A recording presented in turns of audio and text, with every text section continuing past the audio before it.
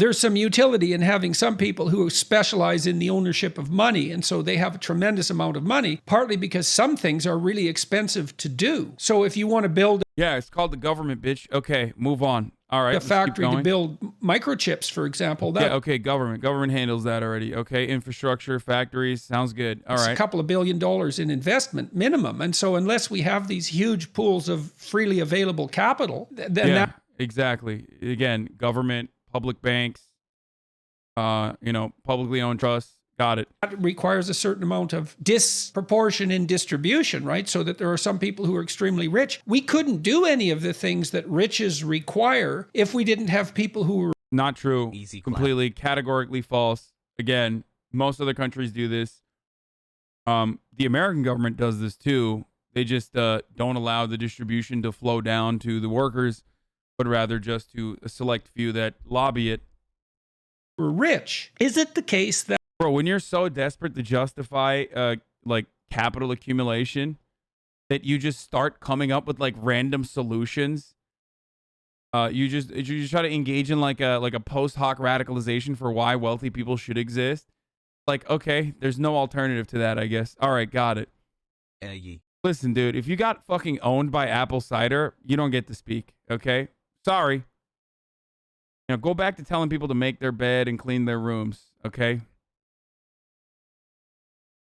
I like to get my opinions from a guy who did not get fucking obliterated by Apple Cider. That distribution of economic resources to the poorest is dependent on their availability to the rich first. You think about cell phones. When they first come out, they're like $25,000. And so there's some... Oh my God, I've heard this exact same Wait, where did I hear this argument? This might have been my fucking dad, actually.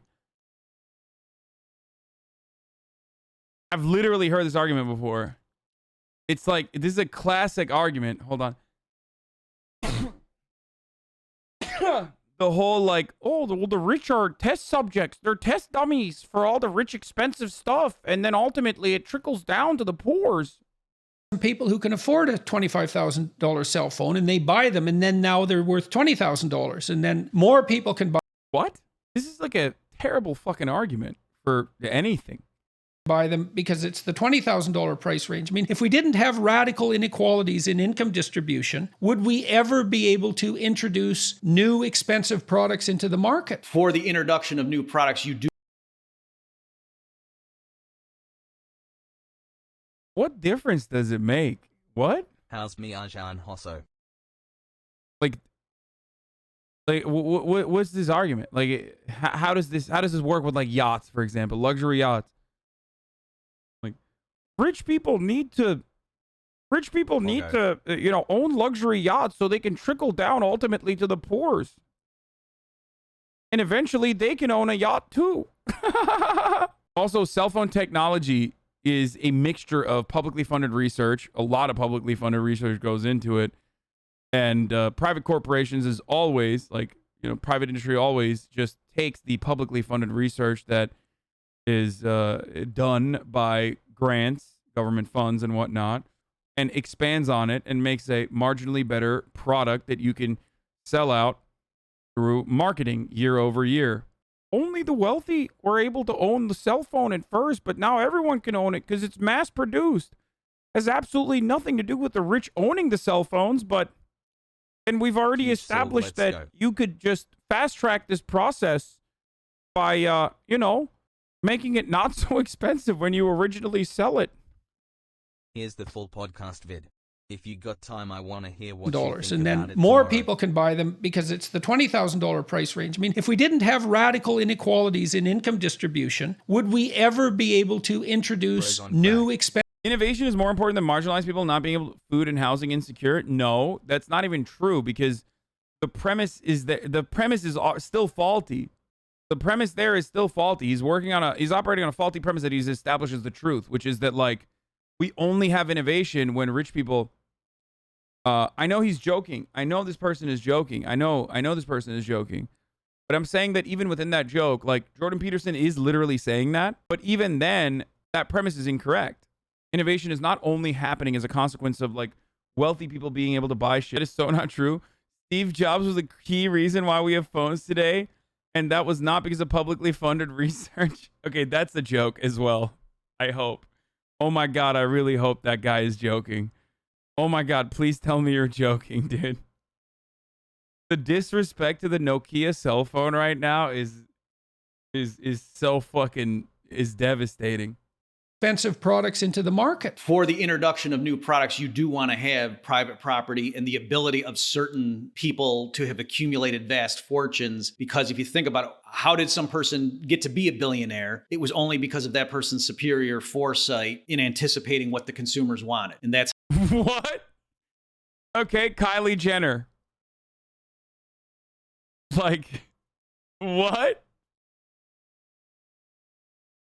Why is he so sweaty when trying to defend billionaires, dude? Also, dude, what the fuck?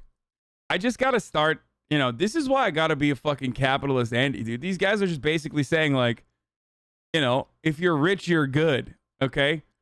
If you're rich, you automatically deserve it, and you automatically worked harder and smarter than everyone else, and you deserve nice things and innovative products, even if it comes at the cost of, like, other people not having things, okay? Fucking great, dude. Thank you. To those who defend Jordan Peterson and this incredibly wet human being who is just sweating profusely, okay? Yeah, go ahead, defend him to me. Why is he so wet? It's so weird. person get to be a billionaire. I don't know. Fucking right place, right time, good positioning, good conditioning, good family background. $250,000 lying around from their parents to give you to start off your business. Predatory business practices that they could seize early on. Fuckload of exploitation of millions of people. Those are some of the many reasons. It was only because of that person's superior foresight in anticipating what the consumers wanted. And that's how you got to that position. That person then to decide. Dude, that's right, dude. No, they had the foresight to fucking figure out what the consumers want. In Amazon, it's like the consumers were always like, can we create an online ecosystem that literally sucks up every fucking small business that relies on it so that they can just like either buy out the competition or completely steal their IP and recreate it at such a fucking low cost that because they can run forever on a loss when these small businesses can't. That's what everyone's always, as a consumer, I'm always saying that. I'm like, man, I sure love the deregulation under the Reagan era that caused every airliner to fucking merge with one another so they could engage in a sequence of horrible business practices that make flying absolutely fucking garbage unless you like literally pay for the air that you are breathing inside of the fucking airplane through a series of price leadership, not fixing, but price leadership with very little alternatives. I love that, dude. That's, as a consumer, that's what I'm dreaming about all the time. I'm like, fuck, man, that's so sick. No vaccines or masks required. Seems like a pretty bad idea at the moment. That's why you're a consumer and never a producer. Am I a fucking wealthy, aristocratic billionaire that fucking exploits everyone, or am I just a silly consumer? I'm confused. Am I the dirty capitalist who had the audacity to own a home, or am I just a simple fucking consumer who doesn't know what he's talking about? Because you can't have it both ways. Everybody's always saying that. Also, how the fuck is Amazon a producer? What the fuck has Jeff Bezos ever produced, bro? What are you talking about? He's produced nothing. Yeah, Jeff Bezos came up with the idea of online shopping and shipping, dude. It's so crazy that he invented that. There's this new technology called a cell phone or a cellular phone. Yeah, I think it's worth sinking millions of dollars into seeing if this will pan out. Who's making that decision? It's the person who's got the proven track record so far. Yeah, that's why the inventor of the cell phone is a billionaire. Everyone knows this. Yeah, Mr. Cell. That's how that works, guys. You fucking dumb? Like, duh. What are you, a fucking child? Like, who?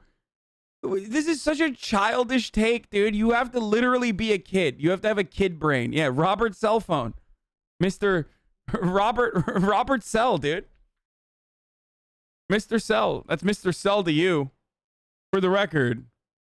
if you want to learn more about like the cellular technology that was the precursory tech that became the mobile cell phone technology, called the Altai Mobile Telephone System, which was the pre-cellular OG radio telephone service that was first introduced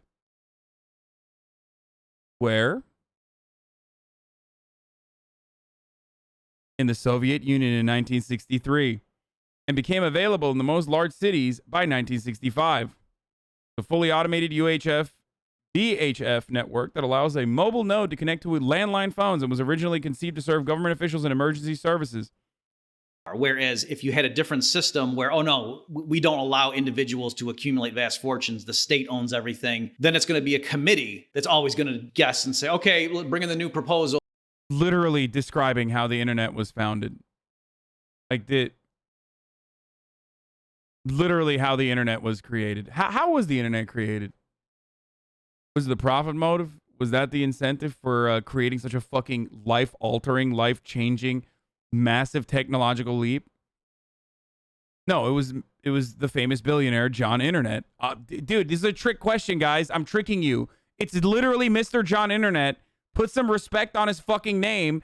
He's right up there with Jeff Bezos in the wealthiest billionaire on the planet. I live in a capitalist fantasy where the fucking singular inventor that's a good person ends up inventing something for money, of course, and no other reason. And then, of course, wins for the rest of his life. He just lives off the fucking fruits of his labor for the rest of his life. That's how things work. Sorry, you're right. It's actually invented by Dr. Internet, not Mr. Internet. That's so fucked up. Dr. John Internet. Let's vote on it. There's not as much skin in the game. It's not that individuals own money. You could just see how, given human nature and the limits of what people's expertise is, that... Dude, what? Like, this is so fucking dumb, dude. Like, it's one of the dumbest arguments that, like, capitalism has driven so much innovation and not, like, the exponential growth factor behind technological accomplishments. It's just, like, it's so silly. And always, almost always, they're just making it up. Like, they're relying on you not knowing the reality. So they're just like, yeah, everyone has always done things for money only, and that's precisely why they were... There's no other factor that goes into innovation. There's no other motivating principle behind it, and that's precisely why, you know, all of the famous families are the Carr family, okay? Mr. Carr famously invented the automotive, okay? The Mr. Cell family, as we already talked about, famous inventor of the cell phone, and also the Mr. Internet, or Dr. Internet, fuck. It's just, you know, that's just how it is. Yeah, but wouldn't it be in a, yeah, but it wouldn't be in a committee state? It's so idiotic. The committee state concept is dumb as fuck.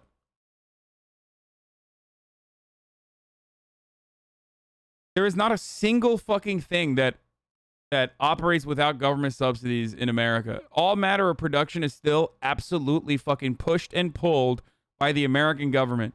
Good luck having agricultural production in this country if our tax dollars weren't directly funding it, okay? It's so dumb. Good luck having anything without the government literally building fucking roads and infrastructure.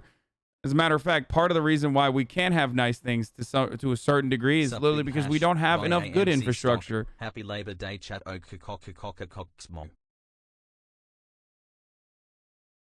Anyway, so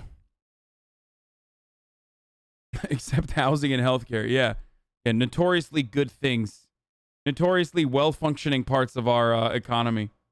Distributing it, decentralizing it, and allowing for the possibility of massive fortunes to accumulate is a better engine for innovation. Man, what a good fucking argument, man. It's so good. I love that.